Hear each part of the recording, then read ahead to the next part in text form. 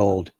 I'm Tito, and today I'm talking about Spider-Man. Specifically, I'm talking about the deal between Sony and Disney in regards to the rights to use Spider-Man in their respective universes. Excuse me, I'm got a little bit of a frog in my throat today. Anyway, before I get to that, let me say this. My first exposure to Spider-Man was not the comics. Comics throughout most of my life have been a luxury that I just really couldn't afford. I was from a poor family, single mother, and any time that I was able to get my hands on a comic book, it meant that somebody had gifted it to me, or I had borrowed it from a friend, or I had seen it at either the public library or the school library. They were available in both libraries where I grew up. So that was my limited contact with comic books, even up into my adulthood. In my young adulthood, I couldn't really have that kind of a luxury in my budget. I worked long hours and I didn't have a lot of pay and had a lot of bills. So comic books just never fit in. On the other hand, cartoons were something that I tend to watch a lot during my lifetime. Especially in the 1960s, my first exposure to Spider-Man was the 1960s cartoon show. Loved that show, even long after it was stopped being made. And then there were the various other Spider-Man cartoon shows. The one in the 90s was one of my favorites.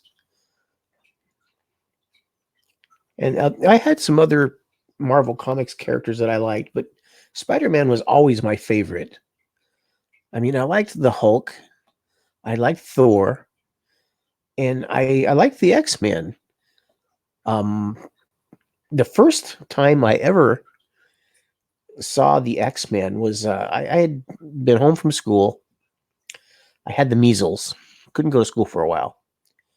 And so my mom brought home 3 comic books for me for me to look at while I was not being able to leave the house. And I was really bored. I was living on the couch most days. And the X-Men comic book was an early one. I don't know what issue but it was the late 1960s. At that time, Beast still did not have blue hair. He looked like a fairly normal human with really big feet. And I really liked that. Beast and Angel were my 2 favorite X-Men from that comic book. Now, later on in the 90s, there was the X-Men cartoon series, which was one of the best cartoon series I've ever seen. I to this day, if I still watch them, they're very good. So anyway, that all said, let's move on to Spider-Man. And what we're talking about is this deal between Sony and Disney. Sony has not had real success with Spider-Man. The first 2 movies they made were fairly good. I enjoyed them quite a bit. But then I'm a fan. I really like anything Spider-Man. The films with Andrew Garfield, they were not as good. They didn't have as much success at the box office. And so there came up this deal between Disney and Sony. Disney wanted Spider-Man for use in their Marvel Cinematic Universe. So they struck a deal, and the deal was that Disney Marvel would take control of Spider-Man. They would make the films for Sony, and Sony would get a major portion of the profits. Disney would retain, I believe it was 5% of the profits, and they would have use of that character in the Marvel Cinematic Universe so that he could not only make single movies for Sony, but he could be included in other movies such as Civil War and the Avengers movies. And that's what they did. And the news earlier this week was that Disney and Sony were at the table negotiating how this deal would continue. I think they came to the end of their whatever the terms to their first deal was. And Sony wanted to continue as is, and Disney wanted to change things. Now, I don't know if this is accurate, but this was the story that was told. And who knows what really happened behind closed doors. So I won't try to speculate, but what had been said was that Disney wanted 50% of the profits rather than the 5% they were taking. And Sony said no, they weren't interested in that. And they left the table and said the negotiations were over, that they would take Spider-Man back and go their own way. No more negotiations. However, it turned out that over the next few days, apparently the negotiations did continue, and that the public articles and things that were said and released publicly were an effort from Sony to put pressure on Disney. However, it seems that that pressure was not successful. And Saturday afternoon, confirmation came from Kevin Feige that, in fact, the negotiations have failed. And this time it was real. Later on that same day, Tom Holland confirmed also that he would continue to be Spider-Man, but that it would be different now. So in my mind, I was not clear on whether Tom Holland's contract was with Sony or with Disney. I never knew that, and I didn't I didn't have any idea. But that statement seemed to clarify for me that Tom Holland's contract is with Sony. Also, some sources say that he has 2 movies left on that contract.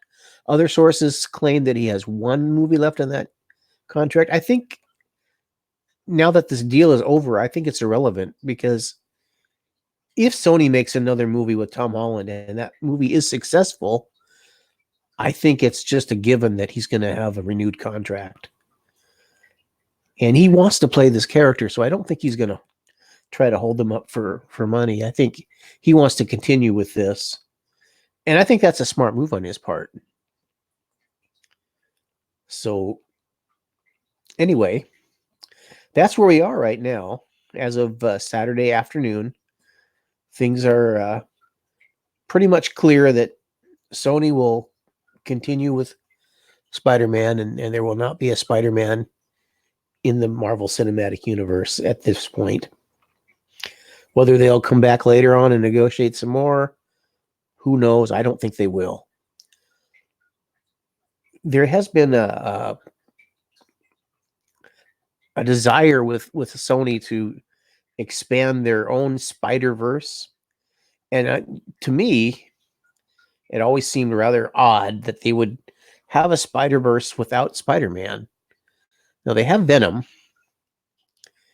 And bringing Spider-Man back into that universe, well, there's all sorts of opportunities there. There's somewhere between 800 and 900 characters that they have the rights to that come along with Spider-Man. And so Spider-Man can interact with many different characters, villains, and others. And he could interact with Venom, but they kind of messed that up. Because the thing between Venom and Spider-Man is that when Venom first came into being, he bonded with Spider-Man. And ultimately, Spider-Man rejected Venom. And after that rejection, the Venom symbiote, bonded with, I'm drawing a blank on his name, the character that became Venom, Eddie Brock. That's his name.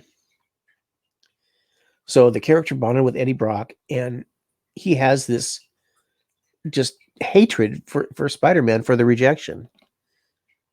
I mean, he wanted to stay with Spider-Man. So it's kind of like a love-hate relationship. And that's what fuels the relationship between Venom and Spider-Man. Their rivalry, everything that happens because of that relationship they had prior to Eddie Brock. They don't have that now, because in this universe, the symbiote bonded to Eddie first, and it has no connection to Spider-Man. So I don't know how that's going to work. And if they do decide to put them in a movie together, it'll be interesting to see how they get around that, how they treat that situation. Also, we could see other characters, Morbius, for example. We've seen characters in the previous Spider-Man movies. We saw the Vulture. Who else did we see? There was a brief appearance with Rhino. We never really got to see where that was going, but maybe they'll bring Rhino back. He could be one of Spider-Man's villains. Dr. Octopus. So the Lizard. Those are ones we've already seen. But there's a plethora of them. We could see Kraven. So lots of possibilities there. They could keep going with storylines forever and ever. So it'll be interesting to see what they're going to come up with. One thing that I think they might do, or maybe they should do, in the comics and in early cartoons, Spider-Man has a relationship with Black Cat. And since now that he's coming back to Sony, he's not going to be able to interact with MJ anymore. That's finished. There's no more connection to MJ. But Black Cat is one of the characters that he will have an opportunity to interact with. And as I said, they had a relationship. They were partners. So I would like to see that happen. I think they could do a lot of good stuff with that. That would fuel several movies at least. So that's another possibility. What are you thinking about Spider-Man going back to the Sony universe, the Sony Spider-Verse? Are there characters that you want to see? Storylines you want to see explored? There's a lot of things that could be. So I think that's where I'm going to wrap this up for now. We're gone past 12 minutes already, so that's plenty long for a video. If you have any comments, please leave them in the section below. And we'll see you next time. Until then, be good to each other.